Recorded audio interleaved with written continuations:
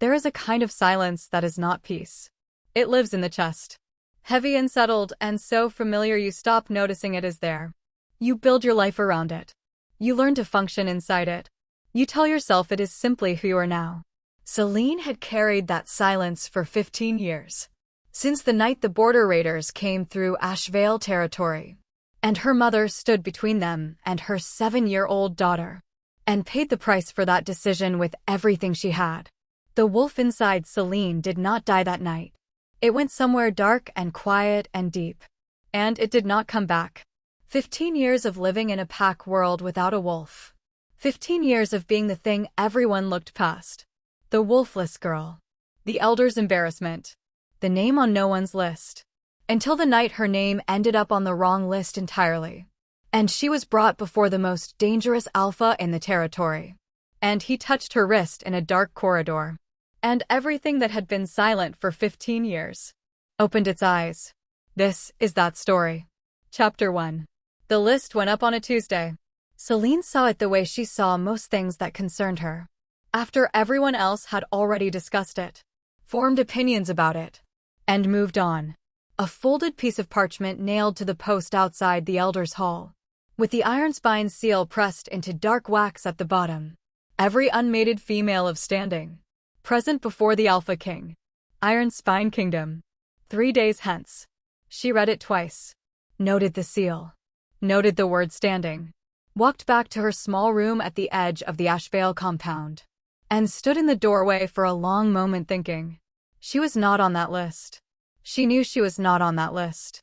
Wolfless women had no standing in pack society. That was not cruelty. That was simply the architecture of the world she lived in. You had a wolf or you had nothing. And she had nothing. And so she existed in the specific in-between space of someone who is present but not counted.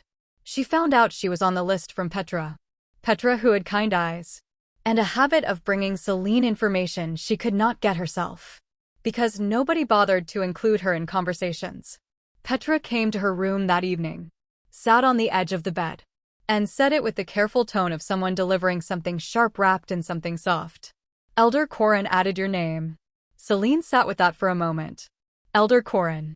The man who had looked at her across every pack gathering for 15 years. With the specific expression of someone calculating the cost of a thing that gives nothing back. Who had tolerated her presence in the compound because removing her entirely would have required an official decision. And official decisions required effort. Who had found instead 100 small ways to make the edges of her existence uncomfortable. Sending her to the Iron Spine presentation was elegant in its cruelty. The Alpha King would see a wolfless woman in his presentation hall. And the humiliation would be Ashvile's. Elder Corin's message to her was clear. You are nothing. Let me prove it in front of the most powerful man in the territory. Celine thanked Petra. Waited until she left. Sat in her room in the specific still way she had of processing information that would have broken someone less practiced at carrying difficult things. Then she got up. And started preparing. She had 2 days. She packed light. A single bag. A change of clothing. The small knife her mother had given her before everything changed. Worn smooth at the handle from 15 years of being carried everywhere. A jar of the wound salve she made herself. Because she had learned early that being the only one who could treat her own injuries was better than depending on anyone else to do it. The morning of departure the other women from Ashvale left on horseback. 4 of them. Daughters of ranked families. They had good cloaks and good horses. And the specific energy of women who had been told this was probably nothing. But had dressed carefully just in case. Nobody offered Celine a horse. She walked. 2 days on foot through Ashvale territory and into the borderlands. And then up the long stone road that led to the Iron Spine Kingdom. She stopped once to sleep in the hollow of a large tree. Her back against the wood. Her knife in her hand. Her eyes open longer than they were closed. She arrived on the 3rd morning. The Iron Spine gates were iron. Obviously. Everything about the kingdom announced itself before you arrived. The walls were dark stone. High and serious.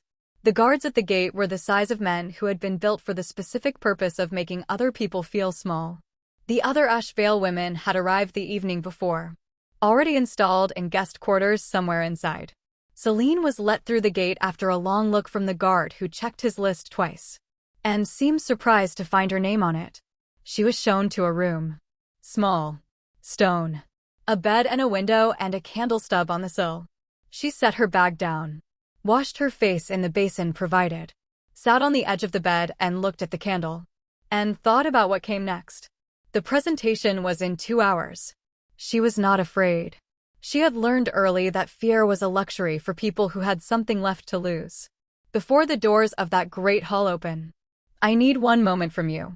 This channel is new, and every subscriber tells me someone out there is listening. If this story already has you, press subscribe right now.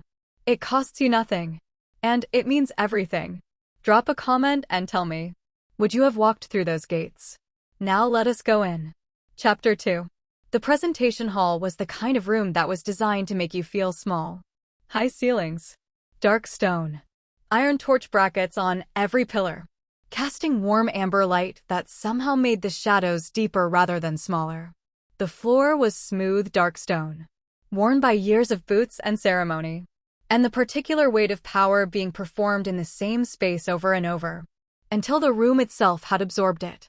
The Alpha King sat at the far end. Celine saw him the moment she walked in, and filed what she saw with the careful efficiency she had developed for assessing things that mattered. Large.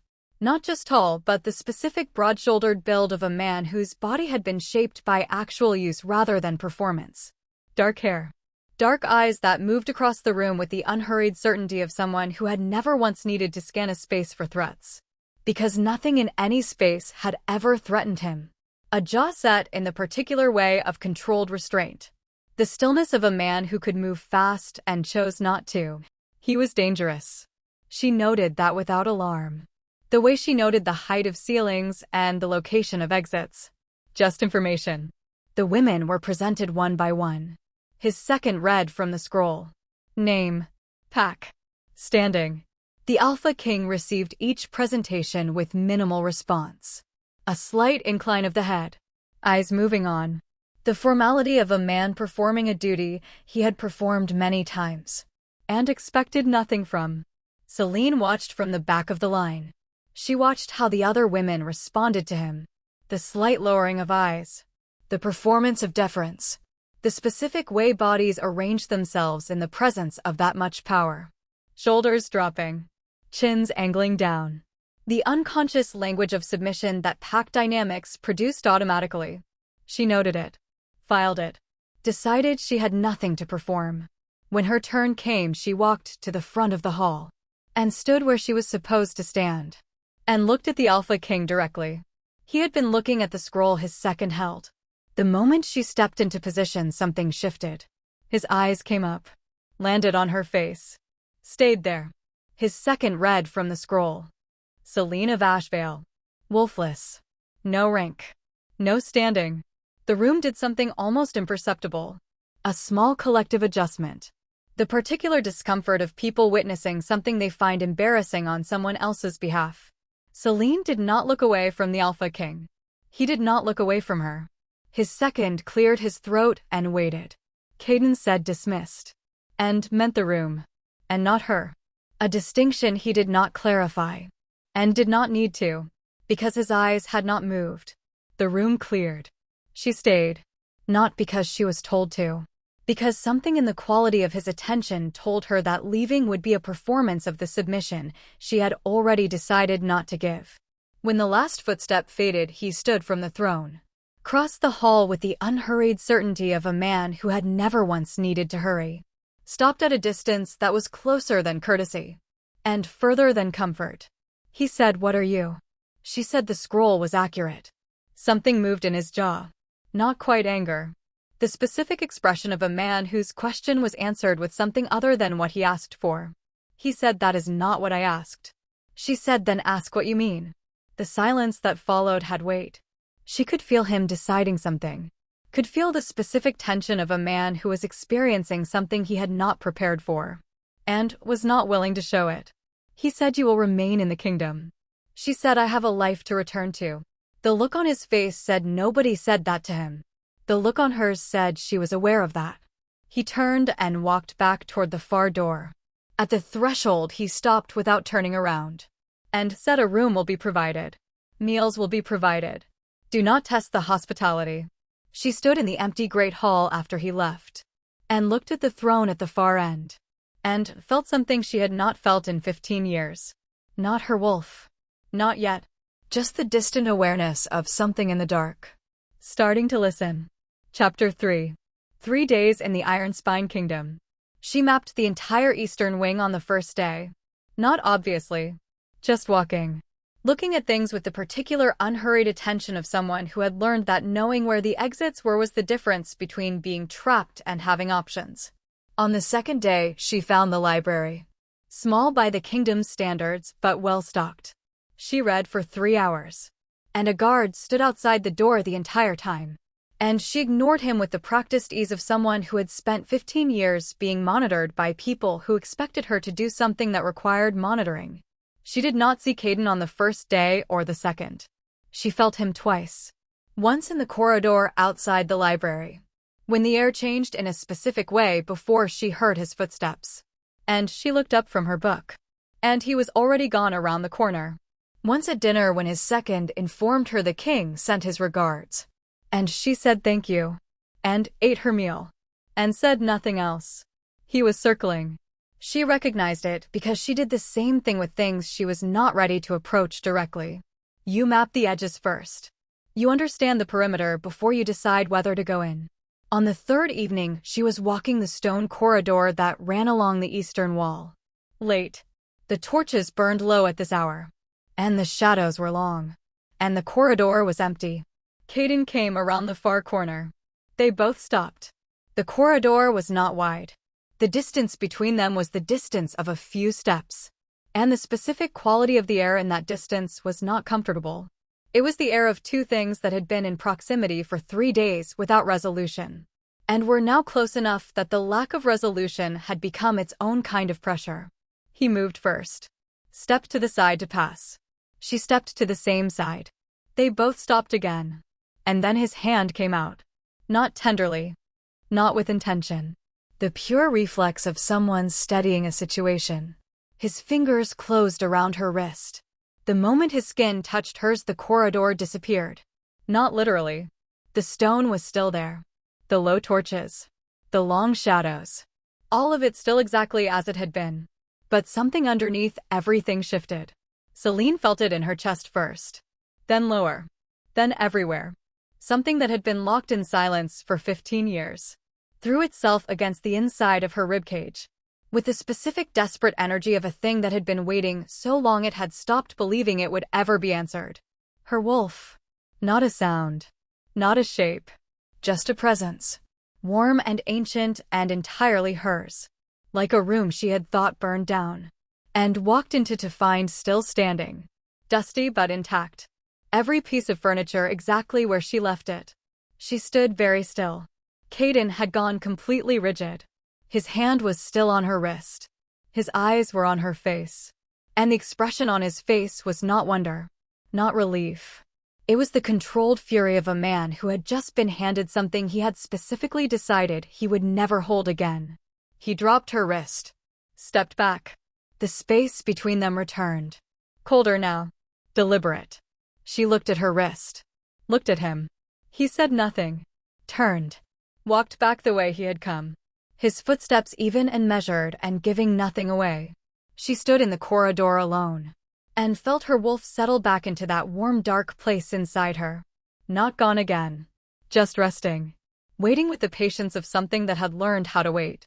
She did not go after him that night. She went back to her room. Sat on the edge of the bed. Placed her hand over the center of her chest. And felt the warmth there. And said nothing to no one in the dark. In the morning she went to find him. He was in the training yard with 6 of his men. Working through drills with the specific focused intensity of someone using physical effort to manage something internal. She walked straight across the yard. And stopped in front of him. His men went still.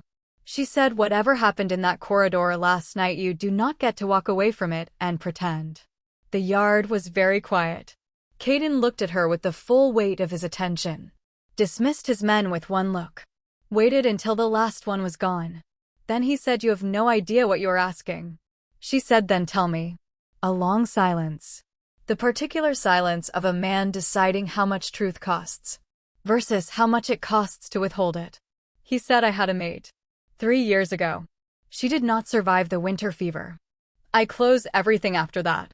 The bond, the pull, all of it. I decided I would not survive losing it a second time." The first honest thing he had said to her. It landed in the space between them like something placed carefully, rather than thrown. She looked at him for a long moment. She said, "I had a wolf. My mother died in front of me when I was 7. And the wolf went somewhere I could not reach. And did not come back." 15 years of silence. 15 years of being the wolfless woman that everyone looked past. And then your hand on my wrist. And she came back. Something moved across his face. More complicated than any expression he had given her so far. She said, "Your decision about what you will not do again affects more than just you." He looked at her. She looked back. Neither of them filled the silence that followed with anything smaller than what it actually was. If you are still here, you already know this story has you. Subscribe right now before the final chapter. Drop a comment and tell me when his hand touched her wrist and her wolf came back after 15 years. Did you feel that? Tell me in the comments. Now let us go to the final chapter. Chapter 4. He avoided her for 2 more days. Not cleverly. Not with subtlety. With the specific deliberate distance of a man who knew exactly where she was at all times. And routed himself around her with the efficiency of someone who had decided that proximity was the problem. And removal of proximity was the solution. She let him. Not because she was uncertain. Not because the conversation in the training yard had discouraged her. But because she understood the specific thing he was doing. The same thing she had done for 15 years with anything that felt too large to approach directly. You circle it. You map the edges. You decide whether you are brave enough to go in. She gave him 2 days. On the 3rd evening, she climbed the eastern rampart steps alone. The rampart ran along the top of the kingdom's eastern wall. Wide enough to walk. High enough that the territory below spread out in the dark like something laid flat for examination. Wind up here. Cold and steady and clean in the way that height made things clean. Removed from the particular weight of enclosed spaces and decisions. And the pressure of other people's presence. She stood at the wall. And for the first time since the corridor, she reached inward. Deliberately this time. Slowly. The way you approach a room you have not entered in years. With the specific care of someone who does not want to disturb what is resting there. Her wolf was there. Warm and present and entirely real. Not straining. Not desperate. Just there. The way a fire is there when you open the door to a room where someone has kept it burning. Patient. Steady. Waiting without urgency. Because it had learned the longest kind of patience there is. Celine stood at the eastern wall of the Iron Spine Kingdom in the dark.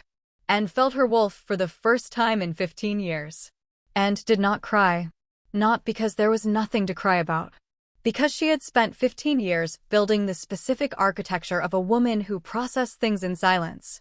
And the architecture did not come down in a moment. Even when the moment deserved it. She just stood there. Hand on the stone. Warm inside for the first time in a very long time. She did not hear him come up the steps. She did not hear his footsteps on the rampart. She only knew he was there when the air changed. In the specific way she had noticed twice already in 3 days. The particular shift of atmosphere that happened when he was near. Like a pressure change. Like the moment before weather arrives. She did not turn around. He did not speak. For a long time there was just the wind. And the dark territory below.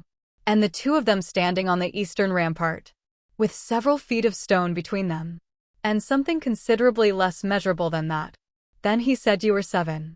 She said, "Yes." He said, "And you have carried it alone since then." Not a question. She said, "The carrying becomes the normal after long enough. You stop noticing the weight." He moved. Not toward her. Just to the wall. Standing beside her the way someone stands beside another person when they are not ready to face them. But they're also not willing to keep the distance. He said, "I built walls after she died." Specific. Deliberate. The kind you build when you know exactly what you are keeping out. She said, "I know what walls like that cost to build."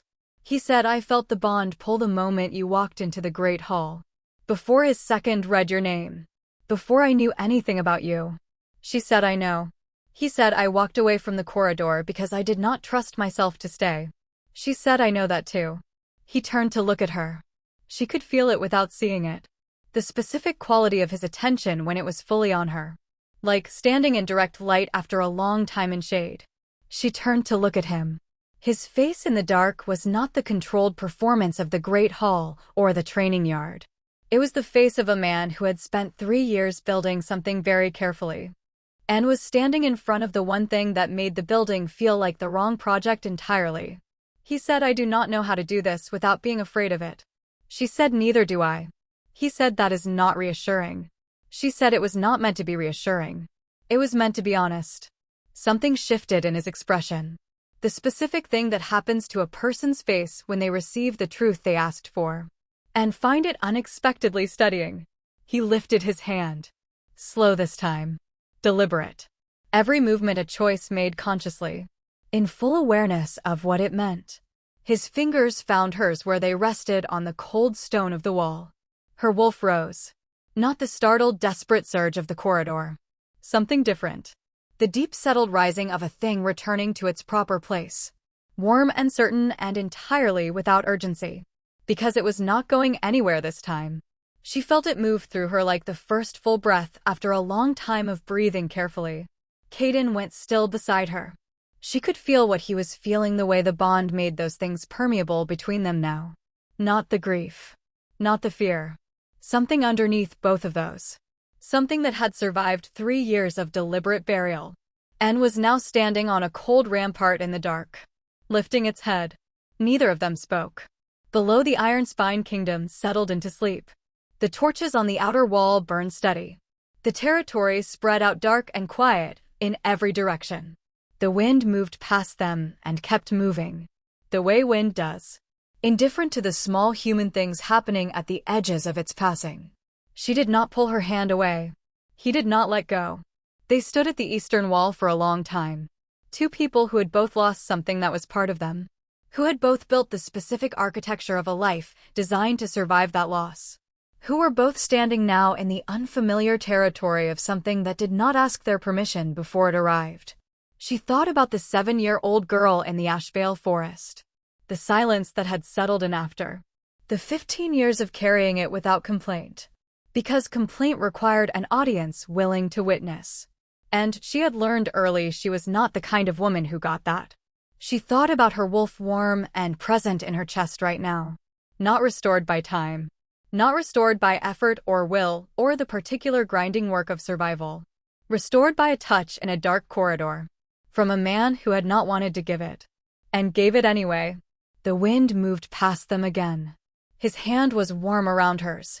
Her wolf settled deeper into the warmth of its rightful place. Below them the kingdom slept. Above them the dark sky held its stars. With the patient indifference of something that had been there long before either of them. And would be there long after. But right now on this rampart. In this cold. With this man standing beside her. Right now her wolf was home. And for the first time in 15 years. Celine understood the difference between surviving. And being alive. Epilogue. 3 weeks later the Ashvale pack received a formal document. Bearing the Iron Spine seal. Celine of Ashvale. Formerly wolfless. Formerly ranked as nothing. Formerly, the name Elder Corin had put on a list as a quiet cruelty. Was formally recognized as the bonded mate of Caden. Alpha King of the Iron Spine Kingdom. Elder Corin read the document 3 times. Then he sat down heavily in his chair. And said nothing for a very long time. Celine was not there to see it. She was standing on the eastern rampart of the Iron Spine Kingdom. In the early morning. Her hand on the stone wall. Her wolf warm and present and entirely awake inside her. And Caden beside her. The way he had been every morning since the night the wall came down. He did not perform tenderness. That was not who he was. He stood beside her with the specific deliberate presence of a man who had decided that showing up was the thing he could give. And so he gave it completely. She did not perform gratitude. That was not who she was either. She stood at the wall. And felt her wolf. and breathed the cold morning air, and let the presence of him beside her be exactly what it was, without asking it to be more or less. Below them the territory spread out in the early light, green and wide and entirely indifferent to the two people standing at the wall above it. Her wolf lifted its head in her chest. Warm. Settled. Certain. She had spent 15 years believing the silence was permanent. She had been wrong. Some things go quiet for a long time. That does not mean they are gone. It means they are waiting for the right hands to bring them home. And sometimes the right hands belong to the most dangerous man in the territory, who did not want to give them, and gave them anyway. She looked out at the morning. Her wolf breathed with her. That was enough. That was everything.